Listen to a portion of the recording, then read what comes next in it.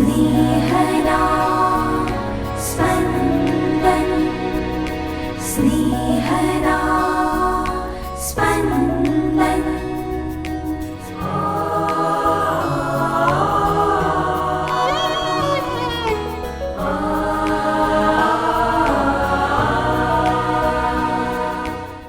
સામાન્ય કાળના 21મા અઠવાડિયાનો શુક્રવાર.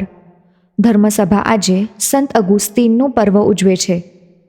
આજનો શુભ સંદેશ એ દિવ્ય દૃષ્ટિથી પ્રેરાઈ સતત તૈયાર રહેવા પર ભાર મૂકે છે. મારી ધર્મશ્રદ્ધા મુજબ હું કેટલે અંશે જીવું છું. સાંભળીએ સંત માથીકૃત શુભ સંદેશ, અધ્યાય 25, કડી 1-13. તે વખતે ઈશ્વરના રાજ્યમાં પેલી 10 કન્યાની વાત જેવું થશે. એ કન્યાઓ પોતપોતાના દીવા લઈને વરને મળવા નીકળી હતી. એમાંની 5 મૂરખ હતી અને 5 ડાહી. મૂરખ કન્યાઓએ દીવા લીધા પણ તેલ ન લીધું, પણ ડાહી કન્યાઓએ દીવા સાથે બરણીમાં તેલ પણ લીધું હતું. વરરાજાને આવતા મોડું થયું એટલે 10 ઝોકા ખાતાં ખાતાં ઊંઘી ગઈ. મધરાતે એક બૂમ પડી, આ વરરાજા આવ્યા, એમને મળવા ચાલો. એ સાંભળીને બધી કન્યાઓ ઉઠી અને પોતપોતાના દીવા તૈયાર કરવા લાગી. મૂરખ કન્યાઓએ ડાહીને કહ્યું, અમને થોડું તેલ આપો, અમારા દીવા બુઝાય છે. પણ ડાહી કન્યાઓએ જવાબ આપ્યો, ના, તમને અને અમને બંનેને પૂરું નહીં પડે. એના કરતાં દુકાને જઈને તમારે માટે ખરીદી લાવો. એટલે તેઓ ખરીદવા ગઈ. એવામાં વરરાજા આવી પહોંચ્યા અને જે તૈયાર હતી તે કન્યાઓ તેમની સાથે લગ્ન સમારંભમાં ગઈ અને બારણું વાસી દેવામાં આવ્યું. પાછળથી પેલી 5 જણી આવીને બૂમો પાડવા લાગી, પ્રભુ, પ્રભુ, અમારે માટે બારણું ઉઘાડો. પણ તેમણે જવાબ આપ્યો, હું સાચું કહું છું, હું તમને ઓળખતો નથી. એટલે જાગતા રહેજો, કારણ તમે નથી જાણતા દિવસ કે નથી જાણતા ઘડી. स्नेहदा स्पन्दन स्पन्दन।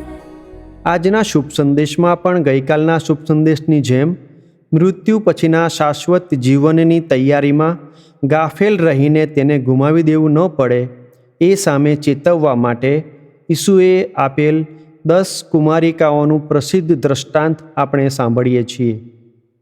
આ 10 કન્યાઓ પાસે દીવા હતા. 10 વરરાજાની રાહ જોતી હતી. 10 ઝોકા ખાતા ખાતા ઊંઘી ગઈ. આ 10 કન્યાઓમાં તફાવત એ છે કે એમાંની 5 ડાહી કન્યાઓએ દીવા સાથે બરણીમાં વધારાનું તેલ પણ લીધું હતું. બાકીની 5 પાસે એ નહોતું. તેલનું રૂપક શ્રદ્ધા માટે વપરાયું છે, જેને પોષણ મળે છે ખંતભરી પ્રાર્થનાથી, ઈસુની પ્રેમની આજ્ઞાના પાલનથી અને ઈશ્વર સાથેના જીવંત સંબંધના ખોરાકથી.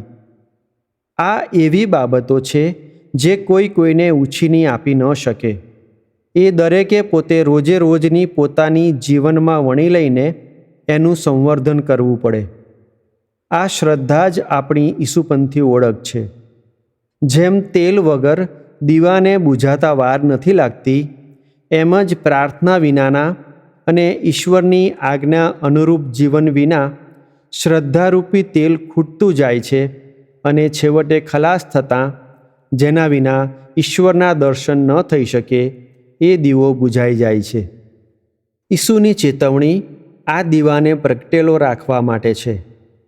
વધારાનું તેલ લીધા વગર આવેલી કન્યાઓ એવા લોકો છે જે માને છે કે હજુ તો વાર છે, કારણ કે એ બધા દુનિયાદારીમાં એટલા તો ગરકાવ થઈ ગયા છે કે તેમના જીવનમાં ઈશ્વર સિવાય બધું તેમની પ્રાથમિકતા છે.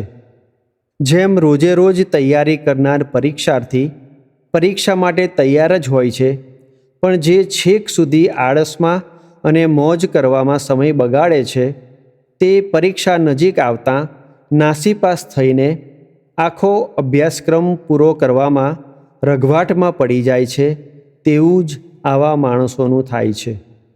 સંત અગુસ્તીન સંત બની શકે એવું જીવન જીવવાનું શરૂ કર્યું એ પહેલાં એમની આત્મકથામાં લખે છે તેમ યુવાનીમાં તે ઈશ્વરથી એકદમ દૂર હતા. એમની મોટી મોટી મહત્વાકાંક્ષાઓ હતી. તેમને મોજ શોખ ગમતા હતા. પોતાની બુદ્ધિનું ગુમાન હતું, તેમજ દુનિયાવી સફળતાનો મોહ પણ હતો. વર્ષો સુધી એમના જીવનનો દીવો ઓલવાઈ જવાના વાંકે જ જેમ તેમ ટમટમતો રહ્યો. પણ માતા મોનિકાની આંસુઓથી ભીંજાયેલી 20 વર્ષ સુધીની પ્રાર્થનાના પ્રતાપે અગુસ્તીન ઈશ્વર તરફ વળ્યા અને ત્યારબાદ તેમના જીવનમાં પરિવર્તન આવ્યું એ ઇતિહાસ છે. 16 સદી પહેલાં એમણે ઉચ્ચારેલું કથન આજે પણ એટલી જ પ્રભાવશાળી રીતે બધાને પ્રેરણા આપે છે. એ કથન છે, હે પ્રભુ, તમે અમારું સર્જન જ તમારા માટે કર્યું છે. જ્યાં સુધી અમારા હૃદય તમારામાં વિશ્રામ પામતા નથી, ત્યાં સુધી એ બેચેન જ રહે છે. દુનિયાવી સંપત્તિ, માન મોભો, પ્રતિષ્ઠા અંતે અસ્ત પામે છે, પણ ઈશ્વરમાં શ્રદ્ધા સાથે જીવેલું ઈશ્વરપરાયણ જીવન આપણો દીવો કદી બુઝાવા દેતું નથી, કારણ એમાં ઈશ્વર જ તેલ પૂરું પાડે છે.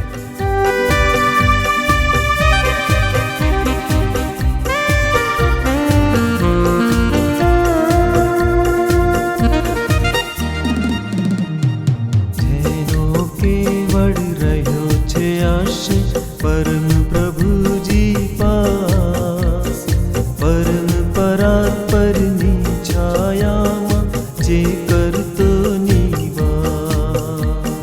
જેનો કેવળ રહ્યો છે આશ્રય પરમ પ્રભુજી થાસ. પરંપરા પરની છાયામાં જે કરતો નિવાસ.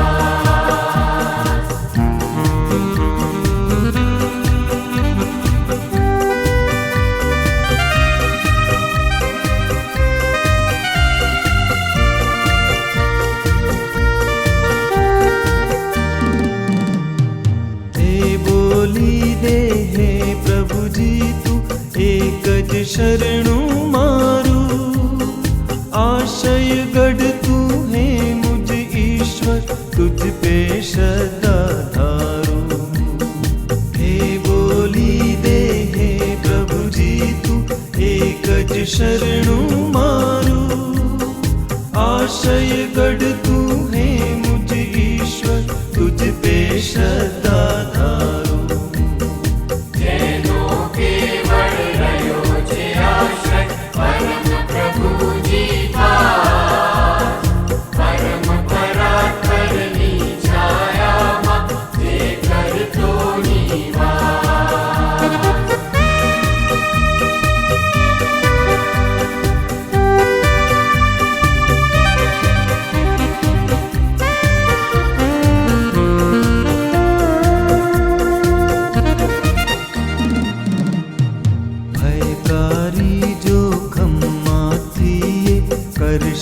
બચાવ તારો જીવ લેનારી આફતમાંથી કરશે એ જ ઉગારો.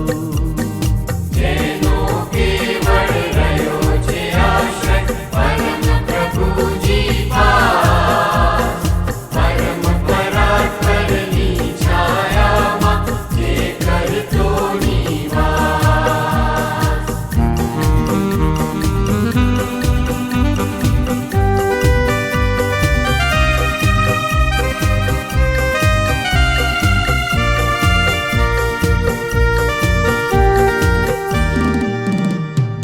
નિજ પીછામાં સંતાડીને હૂંફ તને એ ધરશે. એની પાંખની છાયા નીચે શરણું તુજને મળશે. નિજ પીછામાં સંતાડીને હૂંફ તને એ ધરશે.